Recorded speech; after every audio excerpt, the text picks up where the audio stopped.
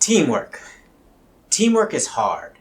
Teamwork is especially hard in an individualized academic environment where you ultimately have to receive an individual grade. Let's look at some definitions to see why. Teamwork. Work done by several associates with each doing a part but all subordinating personal prominence to the efficiency of the whole. Teamwork. The combined action of a group of people, especially when effective and efficient. Teamwork. A group whose members together provide leadership, create a collaborative and inclusive environment, establish goals, plan tasks, and meet objectives. Teamwork requires a person to subordinate oneself for the efficient accomplishment of a goal. Why would we do that? Because we can do so much more. A person can build a house by themselves, but a skyscraper? We can do large projects more efficiently using teamwork. For the purpose of this discussion, efficiency will be thought of as time and effort, both physical and mental. Teamwork is about minimizing both of these. It allows people to perform individual elements or parts of a larger task independently. Then the team can bring the project together as a whole. One way a team can gain efficiency is by assigning individual tasks based on people's talents, interests, and skills. Let's go ahead and build that house we mentioned before. But the electricians will lay the pipes and the plumbers will do the wiring. This is obviously ridiculous and an inefficient use of time and skill. When forming a team, tasks and responsibilities should be assigned based on team efficiency, not individual desires. Remember, work done by several associates with each doing a part, but all subordinating personal prominence to the efficiency of the whole. This leads to the main reason why teams fail. Lack of trust. Now hopefully, a very small subset of you greatly care for your final grade. I would prefer you care for how much you will learn. This will ultimately lead to a good grade. Trust me, I give all the grades. In order to work as a team, you have to give up control of some part of your project. You need to trust that other people in the team will be responsible and complete their work. This leads to my team tip number 1. Be committed to your team and responsibly complete your tasks in a timely manner.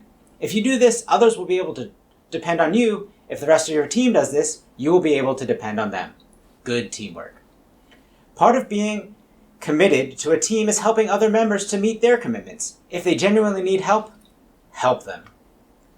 Now, I don't live in a dream world. I know there will be problems. Everyone on a team needs to be able to give, but especially receive constructive criticism, and this is rule number 2. Be able to respectively give and receive constructive criticism. These things can be hard, but they are necessary skills for life. The best ways to approach these subjects are as a team in person. No passive-aggressive, talking behind a person's back, posts, texts, emails, voicemails, memes, GIFs, snaps, etc.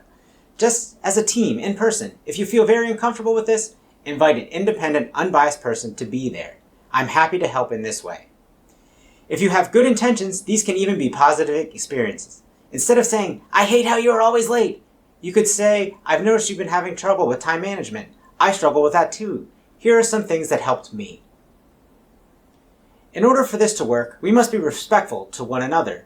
Remember, the team will not function if we do not first and foremost check our own ego.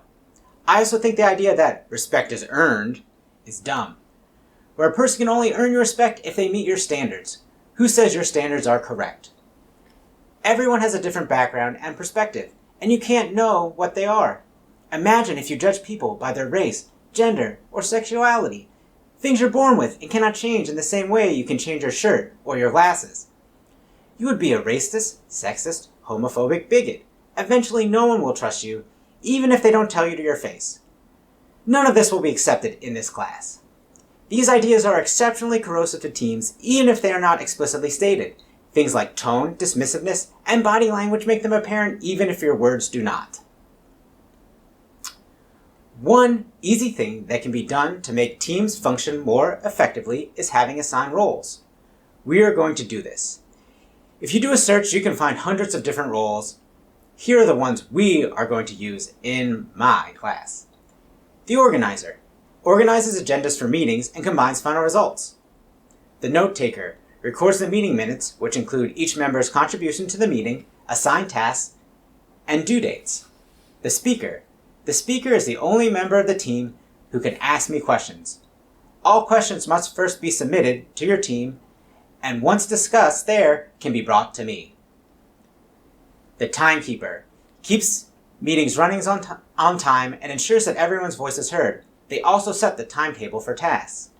And the dissident question the group's decisions. The only way to have robust results to evaluate them is to evaluate them from different perspectives. Notably missing from these roles is a captain, leader, king, or demagogue. In industry, there is a hierarchy. This hierarchy has built-in rewards for responsibility. A manager is paid more, but is responsible for the people working under him. There is only one real hierarchy in the classroom, the instructor over the students. Anything else is artificial. Since this is the case, you're equal and have equal say in how your team operates. I'm here to help if conflicts arise. In conclusion, we use teamwork because it can allow us to accomplish greater feats than we can on our own. But to have a team work effectively, we must subordinate our personal prominence for the good of the team.